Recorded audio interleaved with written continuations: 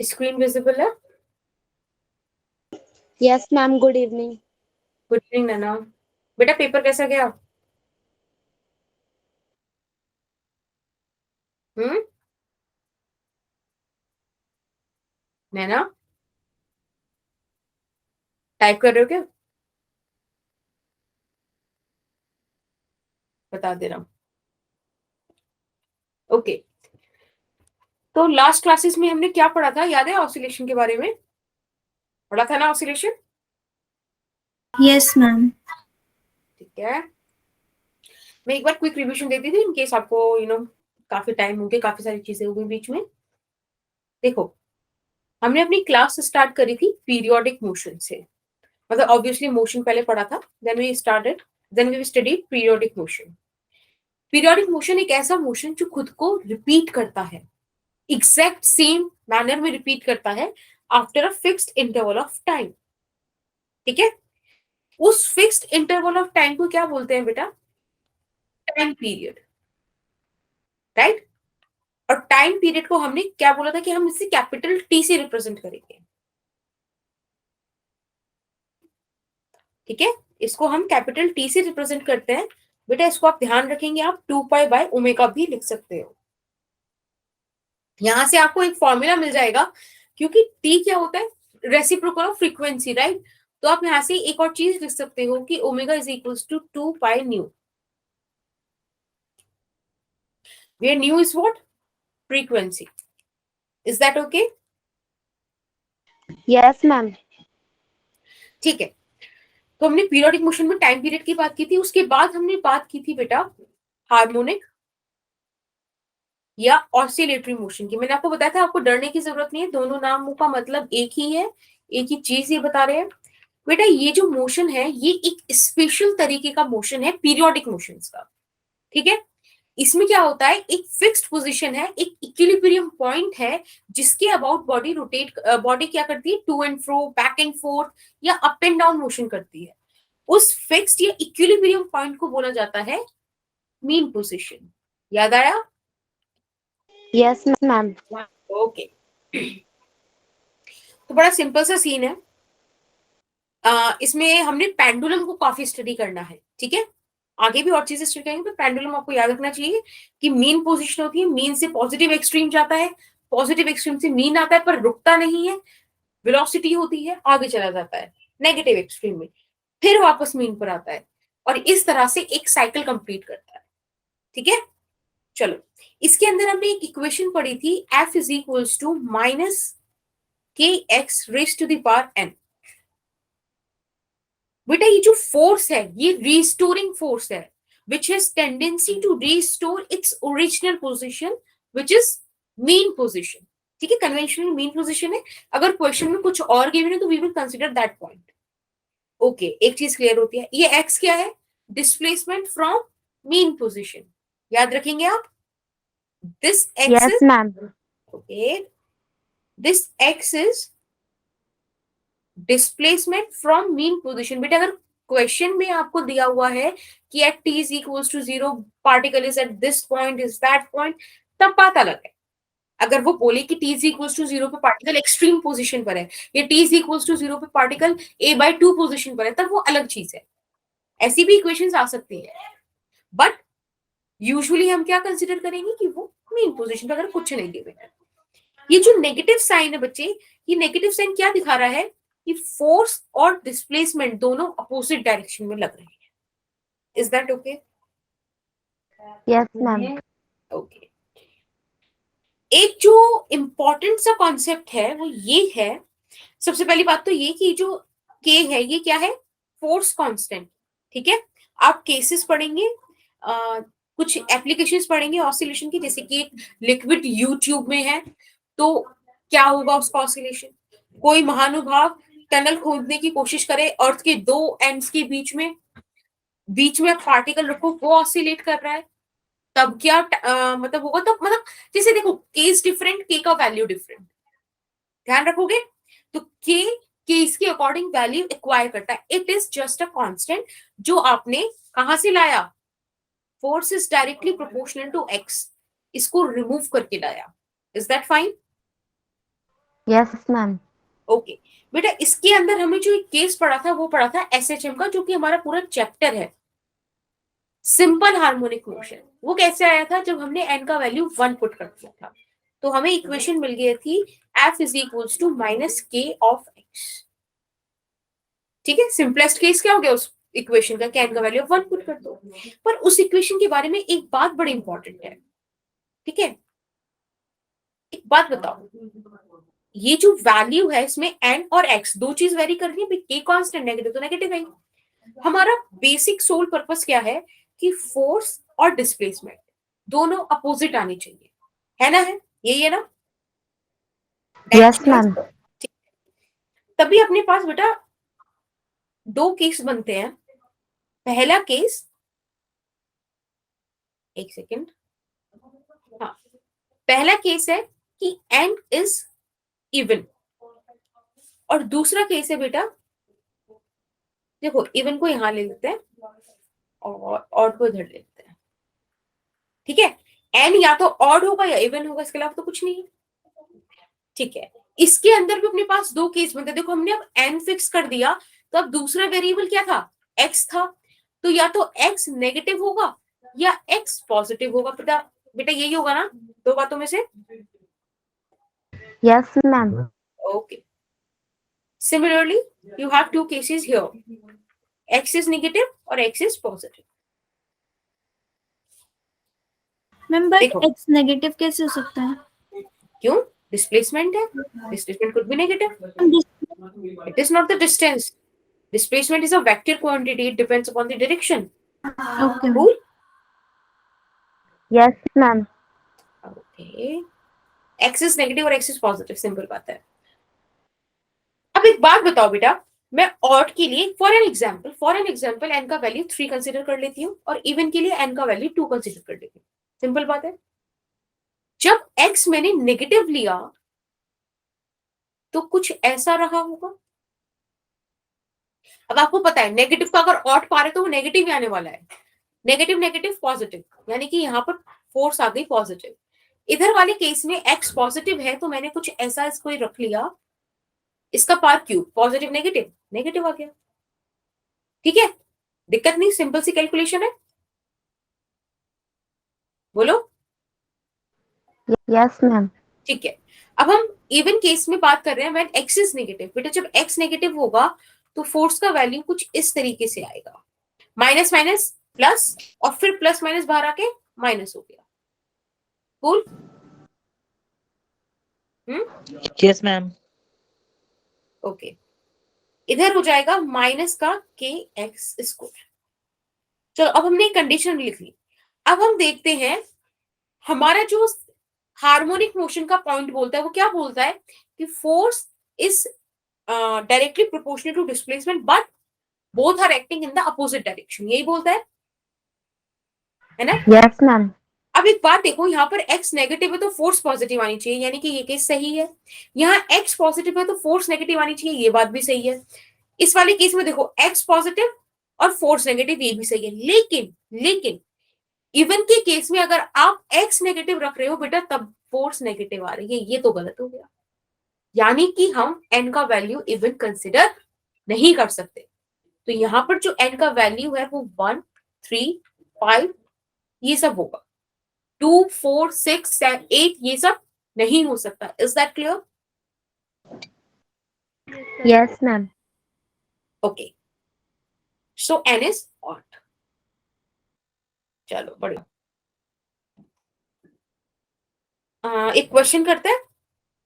एक बात बताओ, पीरियोडिक फंक्शंस हमने पढ़े थे ना? हमने पीरियोडिक फंक्शंस क्या पढ़े थे कि अगर कोई फंक्शन एक सर्टेन वैल्यू ऑफ टाइम के बाद, एक सर्टेन इंटरवल ऑफ टाइम के बाद खुद को रिपीट करे एग्जैक्टली सेम, तब वो पीरियोडिक फंक्शन कहलाएगा, राइट? उसका पीरियड क्या हो जाएगा? Time period, that particular time interval. बात क्लियर? Yes, ma'am.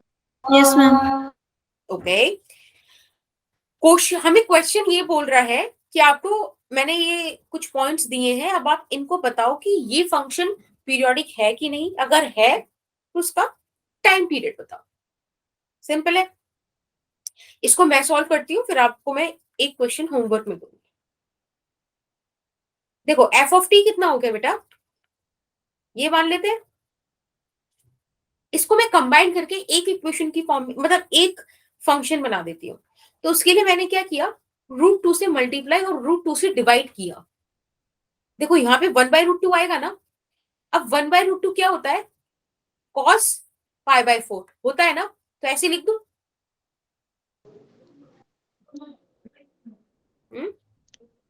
लिख दूं, Yes, ma'am. ठीक है। Then we have cos omega T and it would be sin π/4। ठीक है, चलो अब आप ध्यान से देखो तो अंदर तो आइडेंटिटी बन गई किसकी, sin ओमेगा टी प्लस π/4। यहां तक क्लियर अपने को। Yes, ma'am. ठीक है, तो ये वाला जो फंक्शन था इसको मैंने कन्वर्ट इस फॉर्म में कर दिया। अब मैं इसके साथ डील कर लूंगी। ठीक है, चलो डील करते हैं इसके साथ आगे। तो I have F of T as √2 times of sine omega T plus π/4। अब एक काम करते हैं, मैं t की जगह t प्लस 2π/ओमेगा रख देती हूँ। ठीक है, रख के देखते हैं कि बात बनेगी कि नहीं। देखो √2 टाइम्स ऑफ साइन, बेटा t की जगह रखना है ना, तो यानी कि ओमेगा ब्रैकेट में t प्लस 2π/ओमेगा। बड़े ध्यान से देखना, कोई भी डाउट हो तो लेट मी नो। π/4,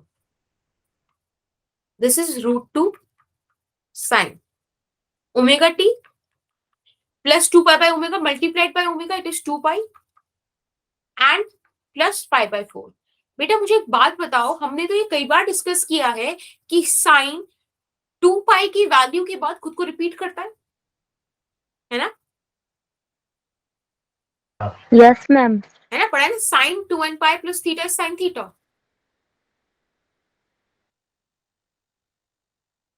तो क्या हम इस चीज को ऐसे भी लिख सकते हैं, अरे ये तो वही फंक्शन आ गया। यानी कि हमने इस फंक्शन को बराबर कर दिया एफ ऑफ टी के, यही तो हमको चाहिए था। तो हम क्या कहेंगे, Yes, ma'am. हाँ बिल्कुल, तो हम कहेंगे hence the function that is given to us is a periodic function. और बेटा इसका टाइम पीरियड क्या है, ये वो एक्स्ट्रा वाला चीज जो हमने ऐड की थी विथ टाइम पीरियड 2π/ओमेगा। इज दैट कूल, क्लियर है हमको। Yes, ma'am. ठीक है, अब आपको ना ये क्वेश्चंस आ सकते हैं, जेई में भी ऐसे आए हुए हैं, एनसीईआरटी में भी ऐसे, तो आपके बोर्ड्स में भी आ सकते हैं और आपके कॉम्पिटिटिव एग्जाम्स में भी आ सकते हैं। तो आपको समझ में आना चाहिए कि आप किस तरह से पीरियोडिक फंक्शंस निकाल पाओगे कि वो वाकई पीरियोडिक है कि नहीं। अब फटाफट से आगे चलते हैं।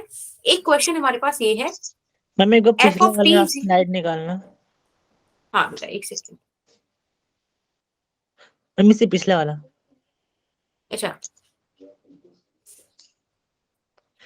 मैम इसमें जो cos ओमेगा sin π/4 है मैम, वो कहाँ गया फिर? क्या ये चीज कहाँ गई। Yes ma'am. मैम ये जो लास्ट वाला लाइन हम्म, ना, वो समझ में नहीं आई। हाँ ये ना बेटा कॉस की साइन की एक आइडेंटिटी होती है। ठीक है, sine A cos B plus cos A sine B is sine A plus B. समझ में आया, एक बार आप लिखो, यस मैम, मैं यस बोल मैम। रही हूँ, है ना, देखो वही वाली चीज है। मैम याद आ गया। ओके ओके फाइन, आप इसको साइड में लिख लो। ठीक है, अभी याद आ गया, क्या पता बाद में आप भूल जाओ। ओके लिख मैम। लिया। एक मिनट जरा मैं स्विच ऑन कर दूं, लैपटॉप की बैटरी डाउन है।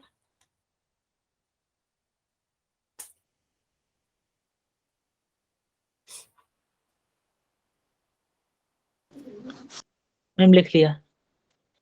ओके,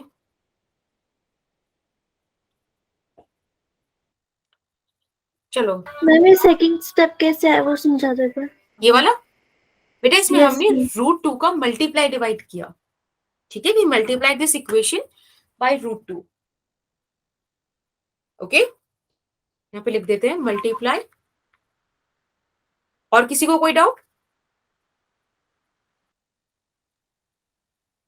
बताइए बेटा। No ma'am. ठीक है, ओके, हमें को एक फंक्शन दिया है ये वाला। एक बात बताओ, यहां पर अगर t का वैल्यू हम इंफिनिटी रख दे तो जो f ऑफ t है वो 0 होता है ना? हाँ या ना? Yes ma'am. ओके, यानी कि एक तो ये वाला पॉइंट, ठीक है। दूसरा पॉइंट बेटा ये देखो, एक्सपोनेंशियल का ग्राफ। ये ग्राफ आप देख रहे हो, ये आगे ही चलता चला जाएगा, ये कभी भी अपने आप को रिपीट नहीं करने वाला, ठीक है। तो इस केस से हमको क्या समझ में आना चाहिए कि this function it never repeats itself. अगर ये खुद को रिपीट ही नहीं करेगा तो क्या ये नॉन पीरियोडिक नहीं है? है ना? This is non Yes, ma'am. Periodic ना? Yes ma'am. ठीक है, तो sometimes you can have the functions which are non periodic. In that case just give the reason कि why they are not periodic, that's it, ठीक है। तो वैसे तो आपको ग्राफ बनाने की जरूरत नहीं, बट स्टिल मैंने यहाँ पे ग्राफ अटैच कर दिया ताकि आप इमेजिनेशन में रख पाओ कि ये ग्राफ खुद को रिपीट ही नहीं करने वाला। ओके, चले आगे। इसका स्क्रीनशॉट ले लीजिए, ये आपके लिए होमवर्क है, आपको प्रूफ करना है कि ये पीरियोडिक है और टाइम पीरियड क्या हो। देखो, आप कई बार हो सकता है कि आप इस पूरे फंक्शन को एक फंक्शन में ना डाल पाओ, एक फंक्शन में ना बना पाओ, तो कोई नहीं, आप इनका सेपरेटली निकाल लो कि ये पीरियोडिक है कि नहीं, ये पीरियोडिक है कि नहीं, ये पीरियोडिक है कि नहीं। फिर आप क्या देखो, इन सबका सेपरेटली टाइम पीरियड देखो, ठीक है। जिसका सबसे कम हो वो आपका आंसर हो गया। उतने टाइम पीरियड पे फिर पूरा फंक्शन खुद को रिपीट करेगा। इज दैट क्लियर और नॉट? बोलो, क्लियर? Yes ma'am. ओके, इसका भी स्क्रीनशॉट ले लो, होमवर्क है आपका।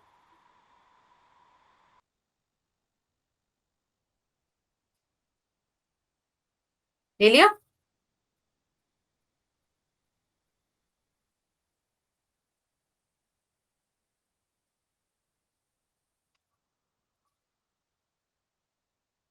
ओके,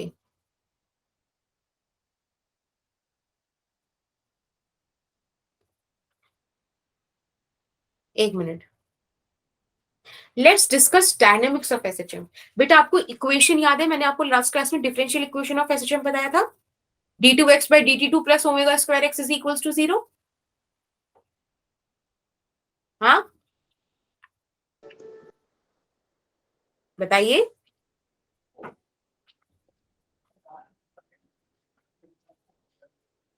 बोलो बेटा, याद है? No, ma'am.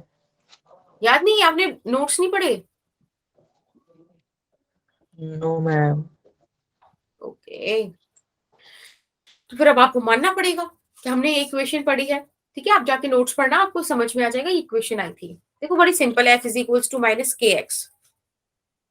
एफ को हम कह सकते हैं एम इंटू ए, एम को इधर लेकर ए इज इक्वल्स टू माइनस के बाय एम एक्स आ गया। के बाय एम को हमने ओमेगा स्क्वायर माना था, के भी कांस्टेंट एम भी कांस्टेंट, दोनों कांस्टेंट्स को एक कांस्टेंट से हमने हटा दिया, ठीक है। ये चीजें आप पढ़ लेना, मैं यहाँ पे आपको आज डायनेमिक्स ऑफ एसएचएम बताती हूँ। बेटा Okay, ma'am. एक्सेलरेशन का वैल्यू है माइनस ओमेगा स्क्वायर एक्स। अब मुझे एक बात बताओ, ये एक्सेलरेशन एक्स की डिफरेंट डिफरेंट वैल्यूज पे डिफरेंट होगा ना, बिकॉज ओमेगा तो कांस्टेंट बनेगा। Yes, ma'am. हाँ, तो अब ये x की वैल्यू पर अगर डिफर करेगा तो सबसे कभी तो ये मैक्सिमम होगा एक्सेलरेशन और कभी ये मिनिमम होगा। अब हमको देखना है कि मैक्सिमम और मिनिमम कहाँ कहाँ होगा। बेटा मैक्सिमम जब होगा जब x मैक्सिमम होगा, Yes, ma'am. और x मैक्सिमम होगा पॉजिटिव या नेगेटिव एक्सट्रीम पर, कितना हो जाएगा? a के बराबर। तब बेटा आपके पास मैक्सिमम एक्सेलरेशन आएगा माइनस ओमेगा स्क्वायर ए, ठीक है। ये मिनिमम कब होगा? जब x मिनिमम होगा, और x मिनिमम कब होगा? जब वो Mean मीन पोजीशन position. पर। बहुत बढ़िया।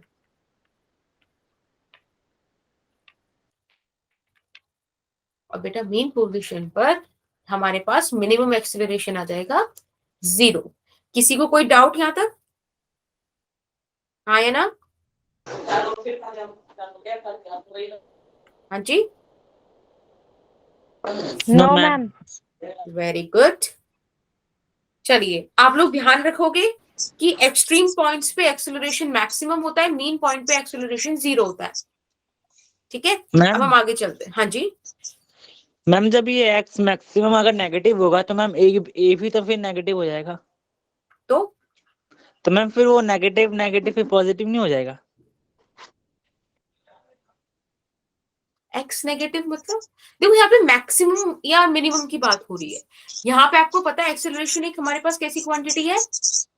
Vector quantity. तो नेगेटिव तो वो वाली चीज रहेगा। हम इसकी फिलहाल मैग्नीट्यूड की बात कर लेते हैं। मैग्नीट्यूड वाइज कौन सा मैक्सिमम हो रहा है? Okay ma'am. Let's come to velocity. Velocity में क्या होगा? हमको v चाहिए रहेगा, लेकिन हमारे पास तो एक्सेलरेशन है। तो आपको पता है आप एक्सेलरेशन को dv बाई dt लिख सकते हैं, और आप इसको इस तरह से भी लिख सकते हो। बताओ, dx से मल्टीप्लाई यस डिवाइड मैम। करा दो। Yes ma'am. ठीक है, dv बाई dx, और अपने को पता है dx बाई dt तो v होता है। ठीक है, थोड़ा सा इसको रीशफल करते हैं।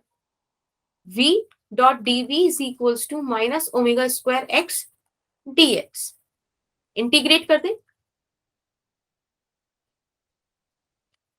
Integrate on both side, omega square बाहर, एक्स डी एक्स। ठीक है, अब हम क्या कंसिडर करते हैं? At some general value of X corresponding velocity is v। But अगर मैं एक्स को मानू एक्सट्रीम वाला डिस्प्लेसमेंट यानी कि एम्पलीट्यूड, तब बेटा वेलोसिटी 0 होगी ना। खुद सोचो, आपने ब्लॉक ऐसे खींचा, यहां से आप छोड़ रहे हो, तो जब छोड़ रहे हो मतलब तब आपने इसको रेस्ट में पकड़ा हुआ है ना, यानी कि वेलोसिटी इधर कितनी है? 0। 0। ठीक है, ध्यान से, मैक्सिमम पॉइंट पे यहां एक्सट्रीम पर वेलोसिटी 0। तो बस हमको यहाँ पे अब इंटीग्रेट करना है इन लिमिट्स के बीच में। v को लिख देंगे v स्क्वायर बाई 2। ठीक है, और यहां इसकी लिमिट्स डाल। सिमिलरली ये हो जाएगा x, एक सेकेंड,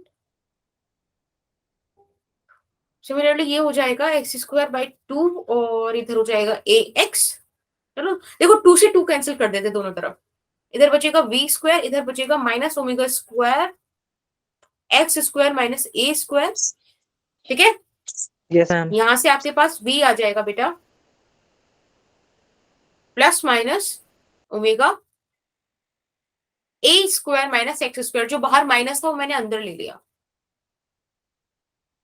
स्क्वायर रूट की। तो ये इस तरीके का एक्सप्रेशन हमारे पास आ गया। Is that fine? Yes ma'am.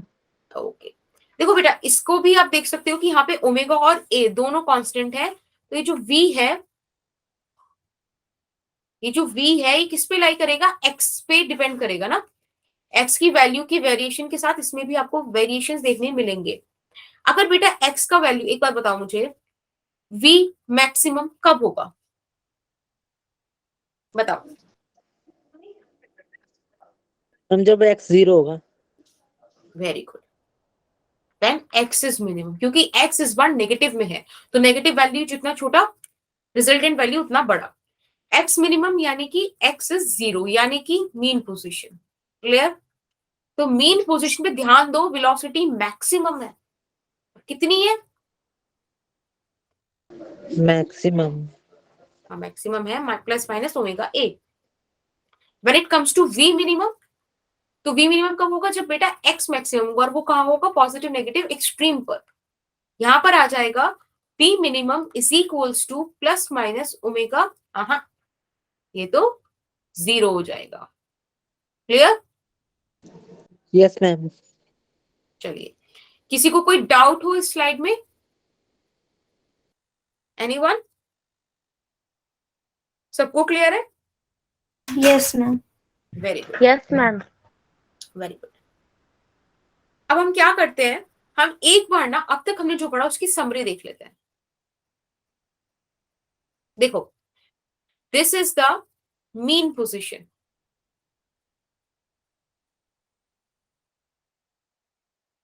this is the positive extreme position and this is the negative extreme। ठीक है, अब एक बात मुझे बताओ, आपने एक्सेलरेशन के बारे में क्या पढ़ा था कि वो एक्सट्रीम पॉइंट्स पे मैक्सिमम होगा और मीन पॉइंट पे मिनिमम होगा, यही पढ़ा था? हाँ जी। Yes ma'am. वेलोसिटी के लिए आपने पढ़ा था कि एक्सट्रीम केस पॉइंट्स पे ये मिनिमम होगी बट मेन पॉइंट पे ये मैक्सिमम होगी। हम इस चीज का ध्यान रखेंगे। Yes, ध्यान ma'am. रखेंगे। ओके, इनकी मैं वैल्यूज और पुट कर देती हूँ। It is minus omega A, minus omega ए, और यहाँ पर ये जीरो, यहाँ पर ये जीरो, ये जीरो, और v मैक्सिमम हो जाएगा प्लस माइनस ओमेगा ए। ठीक है, depending on the question. Clear है? आप इस स्लाइड को यस याद मैम। रखेंगे। Yes, ma'am. Very good. चलिए क्वेश्चन सॉल्व करते हैं। एक मिनट, इस क्वेश्चन में हमको बोला है the displacement time graph of a particle executing SHM is given in this figure. ठीक है, which of the following statements is slash are true for this motion. ये आपको 4 स्टेटमेंट्स दिए हुए हैं, आपको इन 4 स्टेटमेंट्स को पढ़ना है और बताना है कि इस ग्राफ के अकॉर्डिंग इनमें से कौन सी बात सही है, कौन सी बात सही नहीं है, और जो जो बातें सही है उनको सिलेक्ट करो, आपको यहाँ पे ऑप्शन मिल रहे हैं। ठीक है, ओके तो मैम। बेटा ओके, टाइम हो रहा है इस time 8:48। I'll give you 3 minutes to think। बताइएगा सोच के बेटा।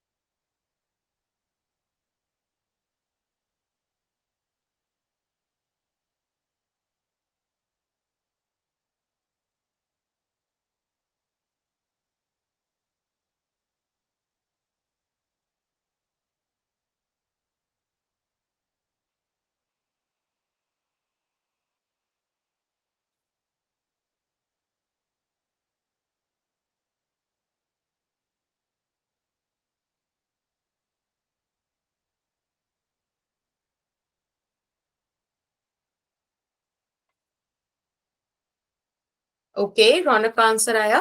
ठीक है रौनक, अभी चेक करते हैं बेटा। बहुत बढ़िया, आपने सोचा, आपने आंसर दिया। ठीक है, एफर्ट्स आर ऑलवेज अप्रिशिएटेड। बाकी बच्चे भी बताओ। देखो, जो बच्चे आंसर नहीं करते ना, बहुत गलत बात है। आप लोग सोचो।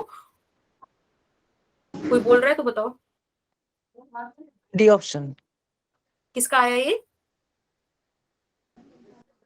मेरा। ओके, अंकित का। ठीक है, हाँ तो मैं कह रही थी जो बच्चे आंसर नहीं देते बहुत गलत बात है। आप लोगों का जो भी पर्सपेक्टिव है, जो भी आप लोगों का पॉइंट ऑफ व्यू, जो भी आपकी अंडरस्टैंडिंग के अकॉर्डिंग ऑप्शन है, जस्ट लेट मी नो। ठीक है, तो 2 चीजें होंगी, या तो आप सही हो गए या गलत हो गए। आप सही हो तो बात सही है, गलत हो गए तो आई हेल्प यू ना, तो आंसर दिया करो। नोबडी इज गोइंग टू जज यू हियर। चलो और बताओ। चलिए बेटा, टाइम भी हो गया, आई टेल यू। देखो, सबसे पहले you have to identify the positions. हमने फेस काफी अच्छे से पढ़ा था ना, फेस को 2-3 बार 2-3 तरीकों से पढ़ा था। यूनिफॉर्म सर्कुलर मोशन से पढ़ा था, पेंडुलम से पढ़ा था, वेव से पढ़ा था। तो इधर वेव का कॉन्सेप्ट लगाते हैं। देखो, this is the extreme position, this is the mean position. This is negative extreme, this is mean, again this is positive extreme and this is mean. कोई दिक्कत नहीं इस वेव में ना? बताइए। No, ma'am. ठीक है बेटा। अब आपको फर्स्ट पॉइंट बोल रहा है the force is 0 at t is equals to 3t/4। बेटा 3t/4 पे पार्टिकल मीन पोजीशन पर है, और मीन पोजीशन की तो खासियत ये है कि वो एक इक्विलिब्रियम पॉइंट है। इक्विलिब्रियम पॉइंट पे अगर नेट फोर्स 0 नहीं होगा तो और कहां होगा? तो ए ऑप्शन इज करेक्ट, मतलब A statement is correct. Now come to the B1। यहां हमको बोला है the acceleration is maximum at t equals to t। तो बेटा t इक्वल्स टू t पर पार्टिकल कहां पर है? पॉजिटिव एक्सट्रीम पर। अभी अभी हमने पढ़ा है कि पॉजिटिव एक्सट्रीम पर एक्सेलरेशन मैक्सिमम होता है। This is correct. Yes, ma'am. The C point said the speed is maximum at t equals to t/4। Mean position है t/4 पर। मीन पोजीशन में जब वेलोसिटी मैक्सिमम है तो मैग्नीट्यूड भी मैक्सिमम है, यानी कि Yes, ma'am. This is correct. अब डी पे देखते हैं। बेटा डी पॉइंट आपसे बोल रहा है the potential energy is equals to the kinetic energy of the oscillation at t equals to t/2। बेटा t/2 यानी कि दिस पॉइंट, यानी कि नेगेटिव एक्सट्रीम। आपको पता होना चाहिए कि पॉजिटिव या नेगेटिव एक्सट्रीम कोई भी पॉइंट हो, वहां पर वेलोसिटी क्या है? 0। बेटा वेलोसिटी 0 तो काइनेटिक एनर्जी 0 है। और अभी आप पढ़ेंगे, आपने अभी पढ़ा नहीं है लेकिन अभी आप पढ़ेंगे आगे कि पोटेंशियल एनर्जी और काइनेटिक एनर्जी दोनों का सम, यानी कि मैकेनिकल एनर्जी एक ऐसे सिस्टम के लिए कंजर्व्ड रहती है। तो बेटा अगर काइनेटिक एनर्जी 0 तो यहाँ पे सारी की सारी क्या होगी? Potential energy. ठीक है, मैक्सिमम पोटेंशियल एनर्जी बराबर है मैक्सिमम काइनेटिक एनर्जी के, लेकिन एक्सट्रीम पॉइंट पे ऐसा नहीं है। बात समझ रहे हैं आप? तो ये वाला पॉइंट गलत है, यानी कि सी इज करेक्ट ऑप्शन। बेटा कोई दिक्कत इस पॉइंट में? No, ma'am. चलिए बहुत बढ़िया। दूसरा क्वेश्चन सॉल्व करते हैं। यहां में बोला है a particle executes SHM with an amplitude of 5 centimetre when the particle is at 4 centimetre from the mean position. The magnitude of the velocity in SI units is equal to that of its acceleration time its periodic time. हमें velocity और acceleration का magnitude बराबर दिया है SHM के case में, जहां हमें एम्पलीट्यूड और पार्टिकल का डिस्प्लेसमेंट हमको दिया है। ठीक है, वो आपसे पूछ रहा है टाइम पीरियड कितना होगा। बहुत ही बेसिक सा क्वेश्चन है, ट्राई कीजिएगा। टाइम हो रहा है 20:54। I give you 2 minutes to solve this question। चलो 3 ले लो। ठीक है, लेट मी नो। रौनक क्या कह रहे हो? थर्ड पॉइंट दोबारा से बताऊं क्या?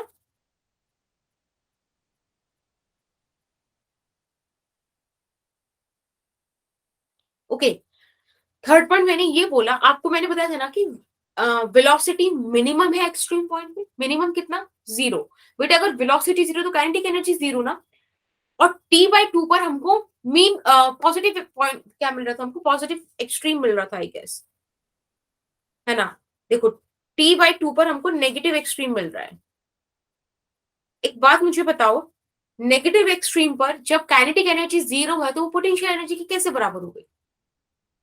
नेगेटिव एक्सट्रीम पॉइंट पर तो पोटेंशियल एनर्जी मैक्सिमम होगी ना। समझ रहे हो? काइनेटिक एनर्जी मेन पॉइंट पे, मेन पोजीशन पे मैक्सिमम है, और पोटेंशियल एनर्जी एक्सट्रीम्स पर मैक्सिमम है। इज दैट ओके रौनक? बताओ बेटा।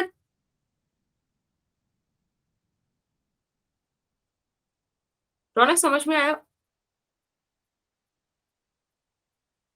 ओके बेटा, ओके वेरी गुड।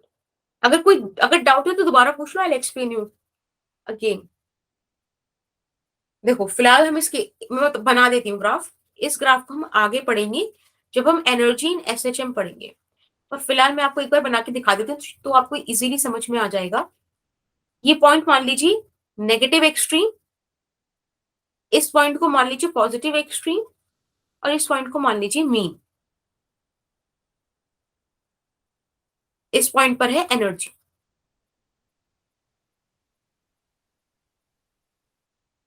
ये वाला ग्राफ, रेड वाला, रेड वाला ग्राफ है काइनेटिक एनर्जी का ग्राफ।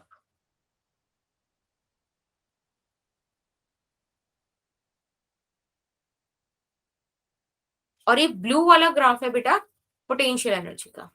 आई होप अब आपको समझ में आ गया होगा। देखो एक्सट्रीम पॉइंट पे ये है पोटेंशियल एनर्जी टोटल एनर्जी के बराबर, लेकिन इस पॉइंट पे काइनेटिक एनर्जी तो जीरो है ना, तो हम क्या नहीं बोल सकते कि दोनों सेम है। ठीक है रौनक, स्नेहा सिमांशी ऑप्शन भी आ रहा है, गुड बेटा very good Sneha, sorry Sneha Simanshi and Naina very good, B is the right option.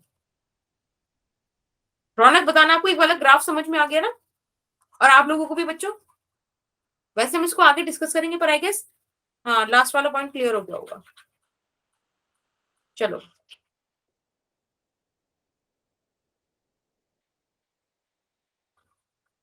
फटाफट से सोल्यूशन देखते हैं। यहां हमको बोला था कि acceleration which is omega square x, इसका मैग्नीट्यूड बराबर है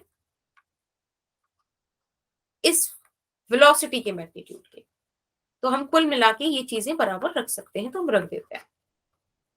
अब हमको क्वेश्चन में गिवन है कि डिस्प्लेसमेंट है 4 और एम्पलीट्यूड है 5।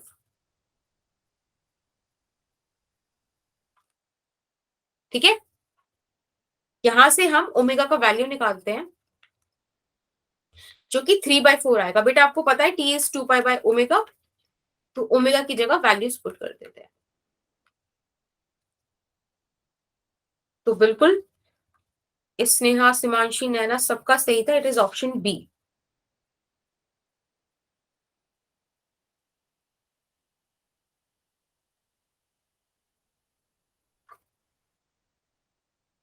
वैसे रौनक इस सबका डिस्कशन हम क्लास में करेंगे जब हम टोटल एनर्जी पढ़ेंगे, बट फिर भी देखो आप ऐसे देख लो,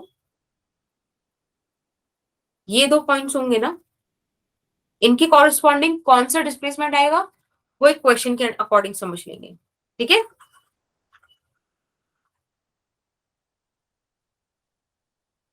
okay Raunak,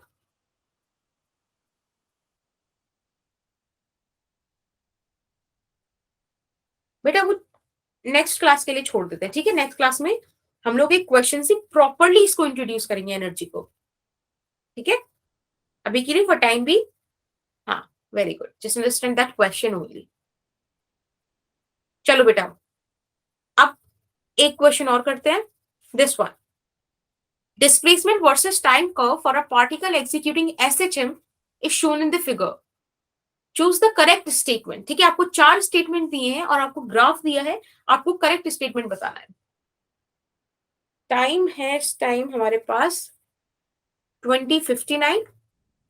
I'll give you exact 2 minutes to solve this question.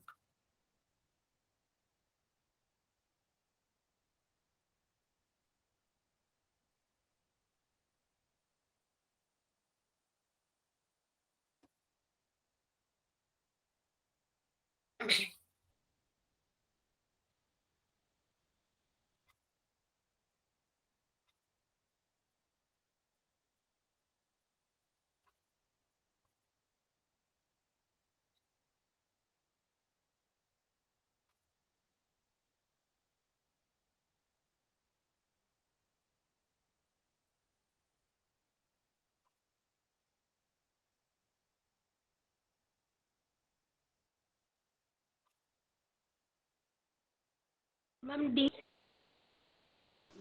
Ma'am D. Okay, very good very good, बहुत सही। एक बार मैं एक्सप्लेन कर देती हूँ। राइट क्रॉनिक सिमांशी नैना, एक बार देख लेते हैं बेटा क्वेश्चन को। हम सिर्फ फेस की बात कर रहे हैं, हमने फेस को बहुत अच्छे से, बहुत इत्मीनान से, बहुत ही आराम से डिस्कस किया था, 3-4 केसेस के साथ डिस्कस किया था, कंबाइंडली स्टडी की थी अगर आपको ध्यान हो। तो जिन बच्चों ने फेस नहीं देखा है, आई सजेस्ट यू कि आप वो वीडियो जरूर देखना जब भी वो अपलोड हो जाए। फेज आपको क्रिस्टल क्लियर हो जाएगा और 12th तक के लिए क्लियर हो जाएगा। ध्यान से पढ़ोगे तो लाइफ टाइम भी रहेगा, बट 12th तो आपकी बहुत मजेदार जाएगी उसकी वजह से। देखो यहाँ आपको बोला है phase of the oscillator is same at t equals to 0 and t equals to 2 second. देखो 0 पे फेस पॉइंट कहां पर है, मीन पर, और 2 सेकेंड पर है नेगेटिव एक्सट्रीम पर। कैसे सेम हो सकता है ये तो गलत है ना। t is equals to 0 second पर मीन पोजिशन है और t इक्वल्स टू 2 सेकेंड पर नेगेटिव ऑफ एक्सट्रीम है, तो फेस तो सेम नहीं है। सेकेंड पॉइंट बोलता है phase of the oscillator is different at t equals to 2। 2 पर क्या है बेटा नेगेटिव एक्सट्रीम, और 6 पर क्या है नेगेटिव एक्सट्रीम। ये तो दोनों पर ही नेगेटिव एक्सट्रीम है। देखो आपको समझ में आ रहा है ना ये चीज, मैं यहाँ पे मार्क कर देती हूँ एक बार। बेटा this position is mean, this is positive extreme, this is mean, this is negative extreme, and here this is mean, this is positive extreme, mean, ठीक है ना। तो ये जो बी वाला पॉइंट बोल रहा है इसमें तो आप दोनों तरफ देखो नेगेटिव पॉइंट, नेगेटिव एक्सट्रीम ही है, सेम होना चाहिए थे तो गलत बता रहे हैं। अब बात आ रही है phase of the oscillator same है टी इक्वल्स टू 1। 1 पर बेटा मीन पर है और टी इक्वल्स टू 7 पर है, ये भी मीन पर है। पोजीशन सेम है बट डायरेक्शन ऑफ मोशन नहीं। टी इक्वल्स टू 1 सेकेंड में वो मीन से नेगेटिव एक्सट्रीम जा रहा है, बट टी इक्वल्स टू 7 से वो मीन से पॉजिटिव एक्सट्रीम जाएगा, यानी कि ये भी गलत है। ठीक है ना। Yes, ma'am. Okay at this point B देखो 1 सेकेंड पर भी मीन पर है और 5 सेकेंड पर भी मीन पर है, और दोनों ही केसेस में इस बार नेगेटिव एक्सट्रीम पर जा रहा है। That's why this is the correct option. कोई दिक्कत? भविष्य आपको क्लियर है बेटा? Yes. यस मैम क्लियर है। Okay okay, this is the last question for this day, और एक क्वेश्चन आपके लिए होमवर्क है, तो फटाफट से वाले क्वेश्चन करते हैं। यहाँ बोला है a body has a time period t1 under the action of one force and t2 under the action of another force. ठीक है, एक फोर्स के अंडर में उसके पास टाइम पीरियड t1 आता है और फोर्स दूसरी जो है F2 उसके अंडर में t2 आता है। लेट्स से ये आपसे कह रहे हैं कि अगर दोनों फोर्सेस हम बॉक्स पे एक साथ लगाएं, एक डायरेक्शन में लगाएं, तब जो टाइम पीरियड आएगा वो t1 और t2 का कितना होगा, square of that time period. Question clear होता है अपने को? Yes, ma'am. Okay, time है 21:03. You will have 3 minutes to solve this question.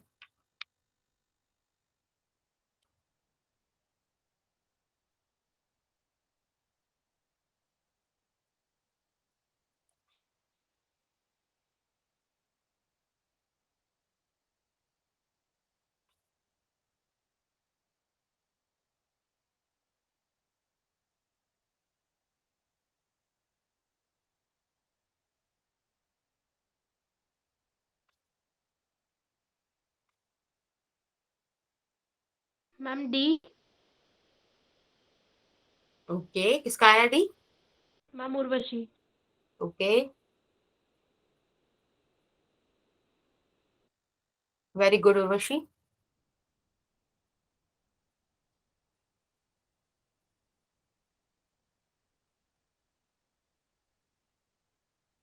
Okay, Sneha very good बेटा।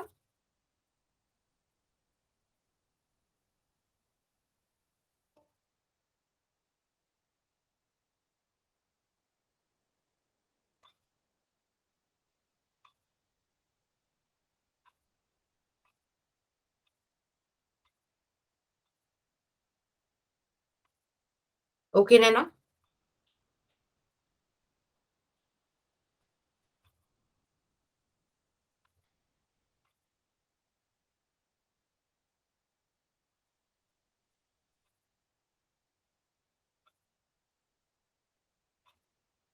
बेटा आपके पास 1 मिनट और है, क्योंकि सॉल्व कर रहा है तो कर लो। भविष्य, रौनक बेटा जल्दी बताओ क्या आंसर आ रहा है। सिमांशी,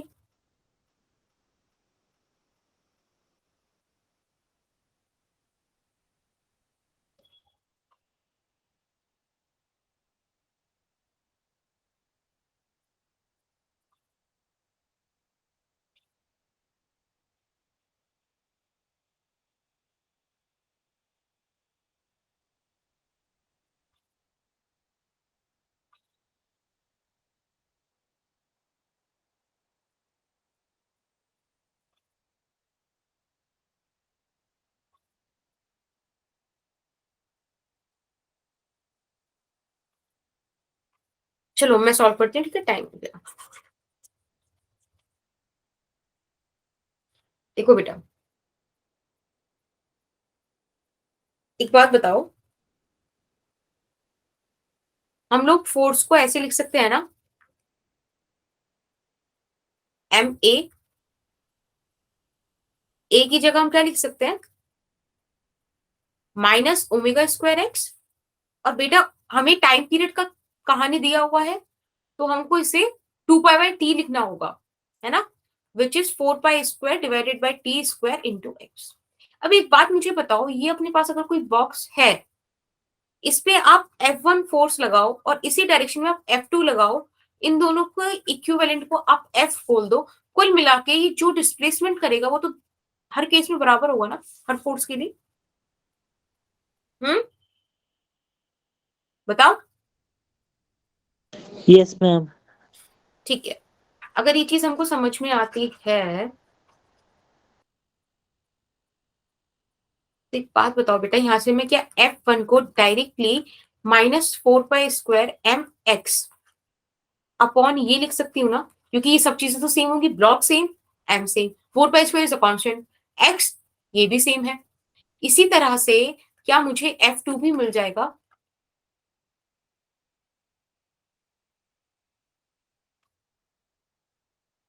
मिल गया ना।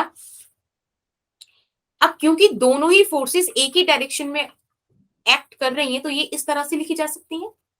अब देखो, ये और इन दोनों का सम फटाफट से हम इक्वेशन में बना देते हैं।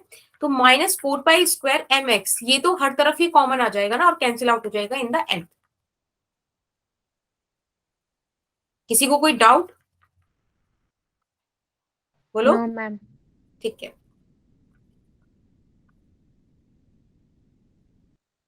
इसको आप सॉल्व करेंगे बेटा, तो t² का value t1² t2² divided by t1 का स्क्वायर प्लस t2 का स्क्वायर, यानी कि ऑप्शन डी आएगा। Is that okay? ठीक है, यस मैम। ठीक है। आप इस वाले क्वेश्चन का स्क्रीनशॉट ले लीजिए, दिस इज योर होमवर्क। जो मैं नोट्स अपलोड करूंगी उसमें इसका सॉल्यूशन ऐड कर दूंगी। बेटा इस क्वेश्चन के लिए एक हिंट दे देती हूँ आपको। आपने फ्रिक्शन पढ़ा होगा, फ्रिक्शन 3 टाइप के पढ़े होंगे, स्टैटिक, काइनेटिक एंड रोलिंग। हम बात करेंगे स्टैटिक फ्रिक्शन की। स्टैटिक फ्रिक्शन में वो एक सेल्फ एडजस्टिंग नेचर का होता है, जितना फोर्स उतना फ्रिक्शन, जितना फोर्स उतना फ्रिक्शन, अंटिल आप लिमिटेड फ्रिक्शन रीच कर लो। तो अगर इस केस में आपने जो फोर्स लगाई है वो छोटी रह जाती है लिमिटिंग फ्रिक्शन से, तो आपको समझ में आ जाना चाहिए कि जो आपने फोर्स लगाई है वही फ्रिक्शन का वैल्यू होगा। Is that okay? Yes yes ठीक है, तो कोशिश करना कि ये वाला फैक्ट आप यूज कर लो। बाकी thank you so much for the class, और अब हम नेक्स्ट क्लास में मिलते हैं। ठीक है, वेलकम बेटा, bye bye, thank you ma'am. Good night, thank you ma'am. Good evening. Good evening बेटा।